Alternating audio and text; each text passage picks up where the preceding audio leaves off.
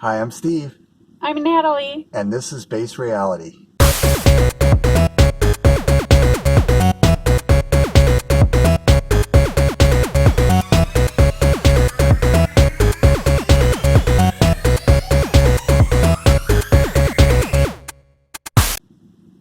And today's episode is Training Your Dragon. And as you might be able to see behind us, it's pretty hazy out.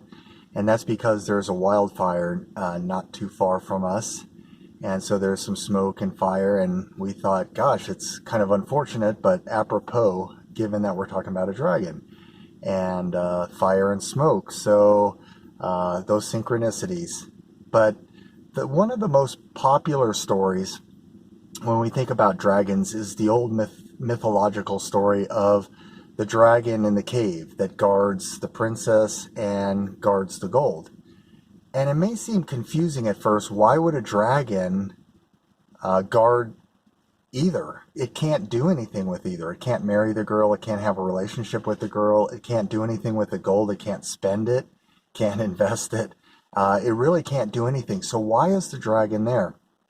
Well, there's a great quote by Joseph Campbell, philosopher and teacher. He's responsible for inspiring George Lucas's Star Wars based on his hero's journey. And Joseph says, psychologically, the dragon is one's own binding of oneself to one's ego, and you are captured in your own dragon cave. And the problem of the psychiatrist, you, is to break or train that dragon, open him up so that you can have a larger field of relationships and experiences. So this idea of a dragon is something that distorts your senses. So we are seeing through a glass darkly, a distorted lens. So you can kind of think of it as sunglasses. If you have a red lens on your sunglasses, it's going to make it look like the whole world is red. And that's the lie. So it takes your perception. It's not just visual. It's all your five senses, because your five senses are easily confused. And so that's what this dragon system is. This dragon is a distortion system that takes your sensory input and then it filters it. And that little filter is what causes these distortions that we experience as we're walking around our world. Right, so basically, there are two worlds out there that you have access to. So one is real, and then of course the other one is an illusion. Okay, but when we are bound to the dragon and we put it in charge, we become trapped in the illusory world.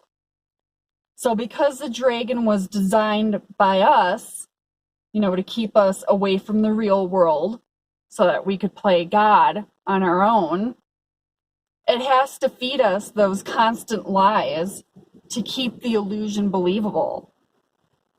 So just like watching the Hollywood movie, we have suspended our disbelief in what is unfolding on that movie screen. And we have forgotten that we are actually the projector of all of our experiences. And so what are these lies? These are fear programs, which are energetic thought forms that we carry around with us and believe. For example, we might believe a program that we aren't very talented. These are things that limit us, that keep us down. And so the universe will honor whatever beliefs you hold. So if we try out for an acting audition, the fear program will be running through our little God manifestation system, and it will create a scenario where we don't end up getting the part. And so in that sense, everything was congruent, from belief to thought to action to the world. Everything was actually congruent. But to the person, it looks like a problem, that they were a victim of something. And so this is the dragon's lies. And it says there's this outer world independent of you, and there are many reasons. So then it tries to send you on a journey that you'll never discover. It'll try to say, well, it was my parents. They weren't very supportive of my acting, my love for acting. It was maybe the casting director. they weren't paying attention, or maybe the part that I got, if only I had just gotten a different read or another read, everything would have worked out. Them. And so the dragon is always telling you to seek and find not. And so that's its whole goal. And so as long as you see it that way, that there's this outside of you, that there's this outer world, you remain stuck. And so the dragon's goal is accomplished because you aren't fixing the root cause, which is the belief within. So how do you actually train your dragon? So it is this knowledge, so keep this in mind, that you are the creator of your world, period.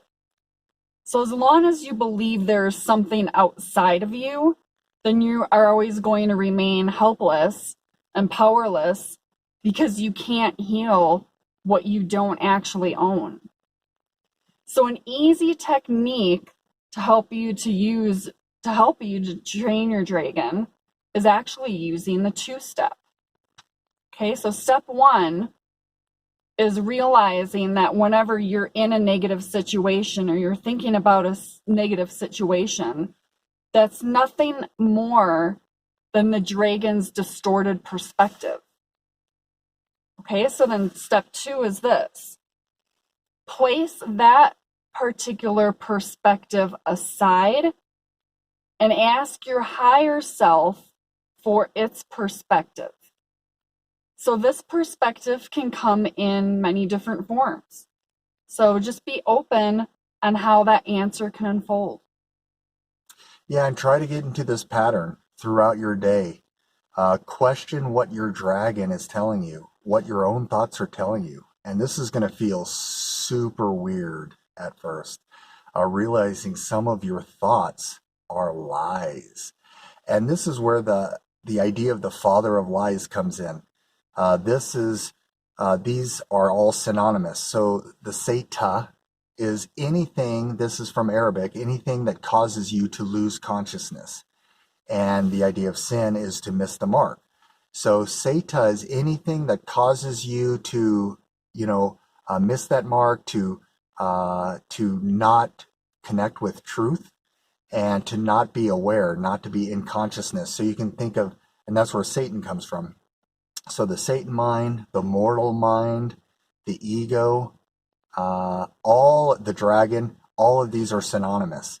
And these thoughts that come into our mind, these beliefs, these lies, they can come through all kinds of ways, either through a past life, through family, through TV, through education, through our corporate job systems. And by connecting more and more with your higher self, by doing this 2-step, by just saying, I'm just going to at least doubt what my dragon is telling me. That is the story about what's happening. Just put it aside, and you'll start to receive more and more guidance. You'll start to receive more and more discernment, more and more consciousness. And so an example is kind of like the shortest straw. When you have like a piece of paper and you've got, these different straws, and they all look the same, but behind them, there are different lengths. Well, when you're in the dragon, when you're in the ego, you can't see those different lengths. But as you start to get connected to your higher mind, you're going to start to get this feeling, this knowing. It's hard to describe in human words, but you're going to start to tell what those straws are. You're going to start to discern what stories are true, what stories are not true. And you'll also be aware of the negative beliefs that you're holding and how these are no longer serving you.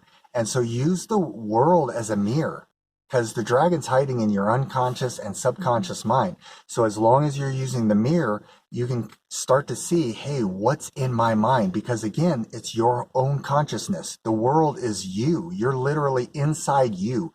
Your higher self creates a sphere around you. We've said this before, where you're actually in a sphere, and it creates this 3D like virtual reality within your higher mind. So you're only ever experiencing you. So use the mirror to help you to see what the dragon is telling you. And as you start to find out these negative beliefs and convert them into affirmations, then you're starting to become more loving. You're starting to become loving towards other people. The distortion, the red starts to go away. You start to see more clearly, and your world starts to get so much better. And so this is the idea of kind of training your dragon, putting your dragon on a leash instead of being on the leash.